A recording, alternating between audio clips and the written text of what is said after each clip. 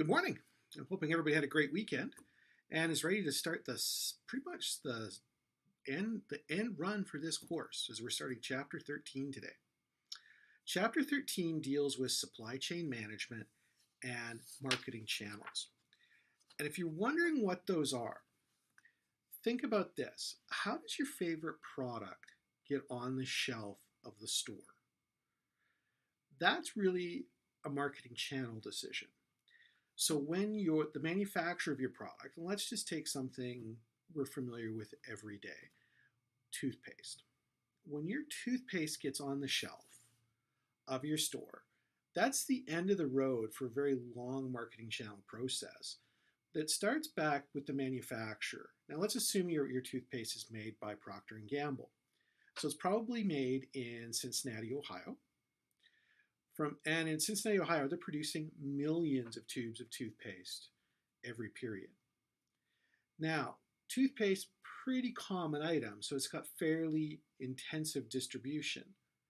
If you buy kind of a family size, so like the bigger tubes, those probably don't have as much intensive distribution. Those probably tend to go to stores like Target, Sam's Club, Walmart, maybe even some of the bigger drugstores like CVS.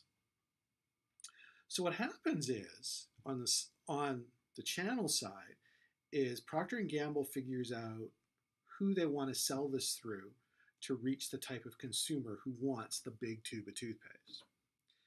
They then, working through either a broker or directly with a retailer like Walmart, make arrangements to get that product on the shelf.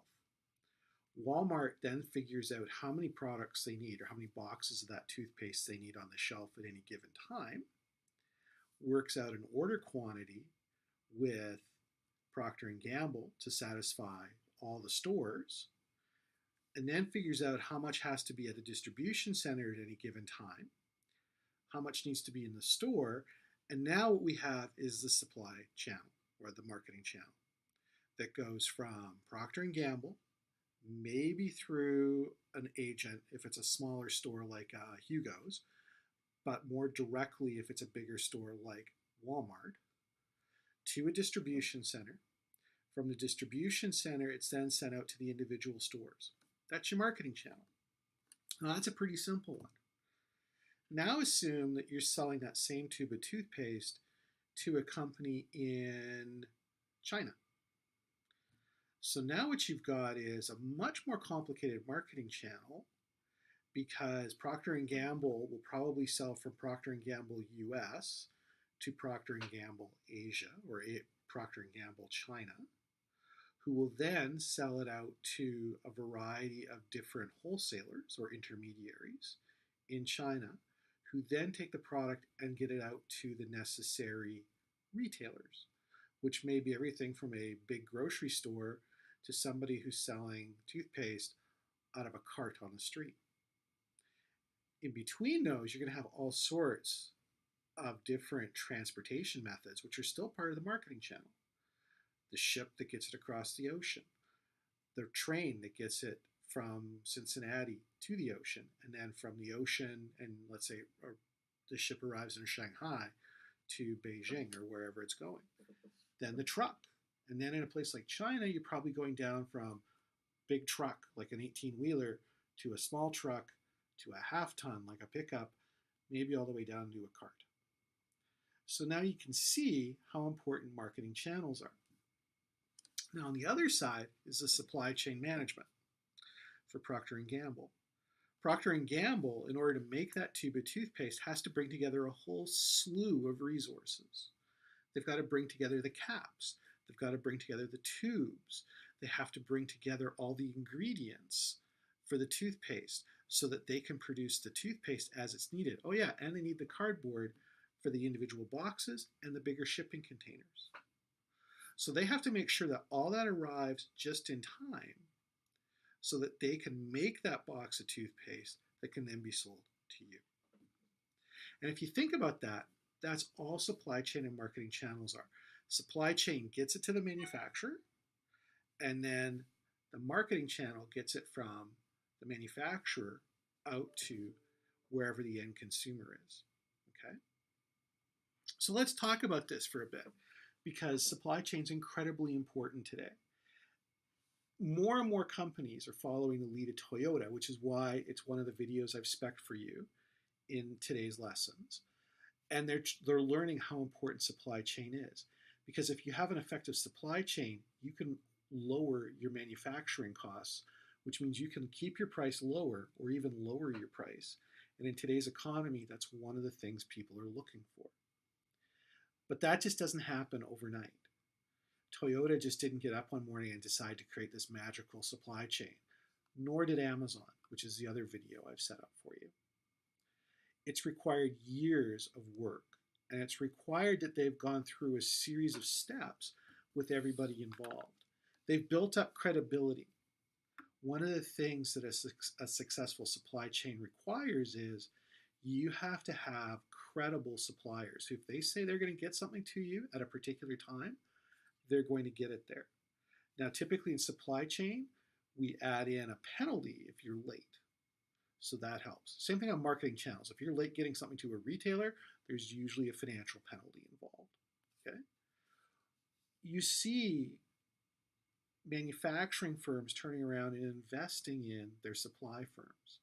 They're helping them develop their systems, whether it's their manufacturing processes or it's their computer systems. So you see some degree of benevolence. And you also see that after that supplier has gained credibility, there's a certain level of trust that goes with them that the manufacturer shows to them. Now, that may be shown in terms of linking computer systems. It may be shown in a variety of other ways. Then you see cooperation. Well, cooperation really comes in when the manufacturer sits down and starts working with their suppliers when they're developing new product. So they'll go to their suppliers and say, hey, we're thinking of developing product X. Product X is going to need this kind of product that you produce, Mr. Supplier, Ms. Supplier. What we need you to do is design that component for us so that it just drops into the production process. Here are the specs. Here's the kind of cost we're looking for. Here's the sizing you've got. And here's what our research has shown the product should look like. We're going to leave the design up to you. Very cooperative. You see that a lot in the auto industry. And when you look at the Toyota video, you will definitely see that. The other thing to keep in mind is whether it's a great supply chain or a well-run channel, unless top management supports it, you won't go anywhere. You have to have top management that are A, willing to invest the money in it, B, willing to invest the staff time in it, and C, and most importantly C, if something goes wrong, willing to find a solution, not quickly drop the program because they think it's not worth it. Okay? So support of top management, crucial in developing up a successful supply chain. And you have to be effective at conducting and directing the supply chain activity. So somebody, usually the manufacturer, becomes very good at working to make sure that supply chain gets the product out, gets it out on time, and that everybody in the supply chain is kept aware of what's going on, usually through some sort of electronic means. What are we looking for as we do all this? Well, we need to have an integration of some sort. We need a relationship integration. We need to move from a transaction environment where the manufacturer does nothing more than buys product from a supplier to much more of a relationship where they're sharing information, they're working together to solve problems. That's the first thing. The second thing we need is some sort of measurement integration. We need to find a way to measure if the product a supplier is providing is satisfactory to us in terms of quantity, quality, things like that. And we need to know if it arrives on time. That's the big thing. Because if you're running a just-in-time system like Toyota does or most of the auto manufacturers, you need a supplier that will deliver things when you need them. And if for whatever reason they can't, you've got problems. And we see that in the east, on the eastern part of the US, when the railways were shut down for 9/11, that car manufacturers were running out of parts because so many parts came from Canada and they couldn't get them across the line because the borders had been closed. So what you see is there was such a tight integration that there was no room for error. So now they've built in a little bit of room for error, and that also helps them when there's a natural issue like a big snowstorm or flooding or things like that. Okay. Next, we need technology and planning integration. Not only do we have to measure what we're doing, but we also have to work together to design product. And as I mentioned earlier, we see that heavily in the auto industry. We also see that heavily now in aviation, where Boeing will work with its suppliers to have them design and develop the technology required for the aircraft, whether it's the 777X or the 787. We need to make sure that not only do we have our product suppliers involved, but also the guys that are providing the materials, the nuts and bolts, the nails, the connectors, the wiring, and our service suppliers also are seamlessly integrated so that they're providing their services and their support products when we need them, and that they can easily track so they know when they have to come and order new or bring new product or send new product. And last but not least, we need our customers integrated into this. It's no point, there's absolutely no point having a successful and an integrated manufacturing process if it's not linked to your orders. So you need your customers integrated into the system so that when, in this case, let me use an example of a UND grad, Peter Nygaard. He owns Nygaard Fashions. He has a very well integrated supply chain, and it's one method that's allowed him to survive in the clothing industry, in the women's clothing industry, which is very cutthroat, and thrive over the last 20 years. And he's done it by integrating not only his supply chain, which is almost completely based in China, but his customer base here. So when you, as a customer, go into a store, pull an item off the shelf, pay for it, you've now created a string of activities along the entire supply chain. Back to Nygaard goes the garment you bought, the color, the style, the size. Based on that, they can then order from their suppliers a replacement garment if it's a staple, okay, or they can note down the rate it was sold, but then they also know they can send one of their new styles in. So it triggers the production of a new outfit. Now, outfits consist of thread, buttons, zippers, all sorts of things. All that information is then fed down to all those other suppliers. And they've got a certain amount of time to get it back to the manufacturer so that they can make the garment, put it on the ship so that 6 weeks later, that garment's restocked in the store. Because if it's not restocked in the store might lose a sale. So you see the value of bringing the customers in. Now, your textbook talks about a variety of key processes of supply chain management. Number one, it talks about customer relationship management, okay? Understanding who your good customers are and working with them, and then trying to bring new customers in, and the customers that are falling off because they're no longer relevant to you for one reason or another, you're transitioning out, okay? It's that 20-80 rule again, the Pareto analysis. We look for customer service management. One of the things a good supply chain will provide is strong service. So if you want things to arrive 99% of the time within 15 minutes of when the order was supposed to arrive, you can do that through supply chain management. That's what customer service management talks about. And if something goes wrong, finding out where it went wrong. You work on demand management, making sure supply and demand are aligned. Well, you do that by the customer integration. So by knowing when your orders come in, you can then plan for when you need your raw materials. Remember, we saw in one of the earlier chapters that business to business sales, manufacturer to retailer, is a business to business. We rely on derived demand.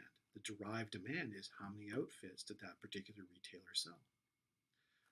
Order cycle time, we can shorten that by having a successful supply chain management system, because we don't have to figure out how much to order. We've already preset limits into the system. So our order cycle time, shortened. And we're getting it just in time. So we're not making big orders on an infrequent basis. We're making regular small orders. Okay? Manufacturing flow management. We can manage our manufacturing better. Okay? Product development, commercialization. If we're working with our suppliers, we're going to be able to get new product out much faster than if we design everything ourselves and then go to the supplier. And returns management, often overlooked, especially back in the dot-com craze, but we have to worry about how do we get products back. So we need to work out a system that allows us to take a product back from a consumer, back through the channel, and then figure out, do we want to resell it? Do we want to repair it? Do we want to junk it? What can we do? All right. So what else do we want to look at? Well, today we're always worried about the green side. So we have to come up with a sustainable supply chain management system. We're looking for ways where we're optimizing social and environmental costs. So what you're seeing is we're trying to find ways to make our supply chain more green. Okay? That's why you've seen a big interest in supply chain companies in electric vehicles. It's why you've seen container ships get larger and larger.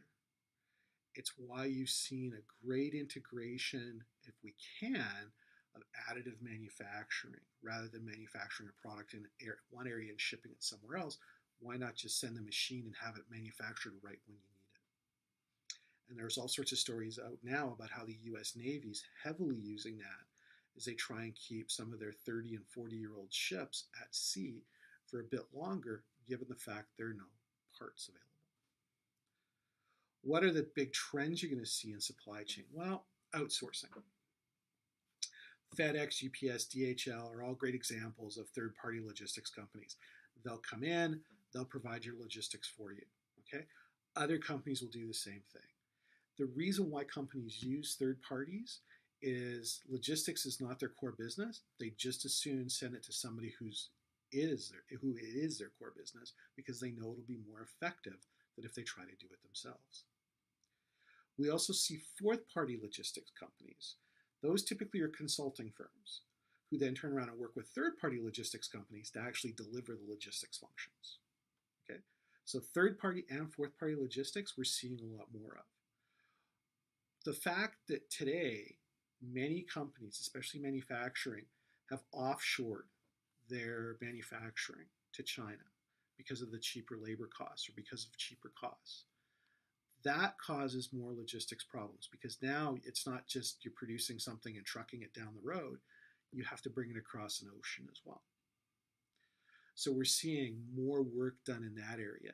The same thing with companies that nearshore, so they put a plant in Mexico or Canada.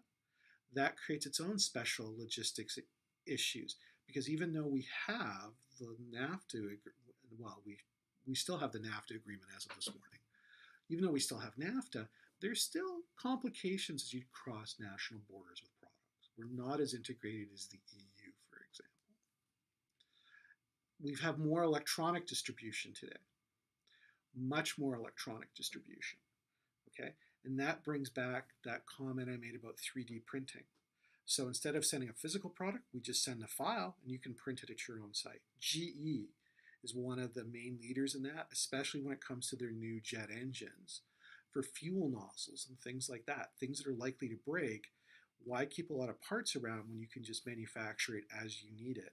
Not only manufacture it as you need it, but manufacture it where you need it. So you don't have to worry about shipping it from, I think GE's engines are made just outside Cincinnati to Bangkok, Thailand, for example.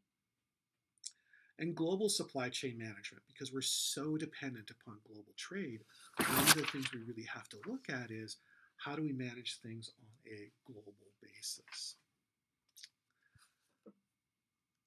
Now, to finish off supply chain, let's talk about some of the big IT issues that are involved. Number one, big data. We can collect more information about product than we ever could before, and more information about customers. That allows us to better target, which means we can better build, which means we can better schedule. We can do all sorts of things using the big data we're collecting. We're heavily using analytics to figure out where we can shave time off the supply chain, whether it's in the ordering process or the shipping process. We're using the Internet of Things by adding sensors in so we can tell when something's going to fail and make sure we get the product there ahead of time.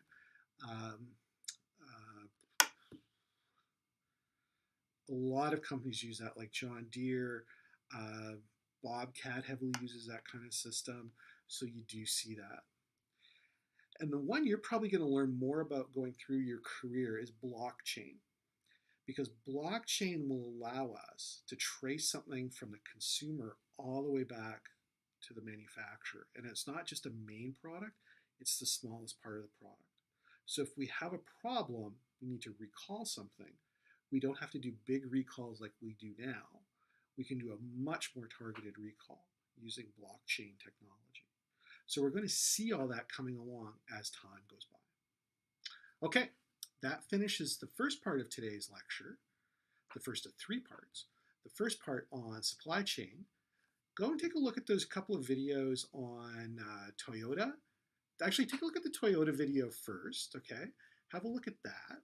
And then when you come back, let's talk about marketing channels, and we'll go from there. All right, thanks a lot, and I'll see you in a few.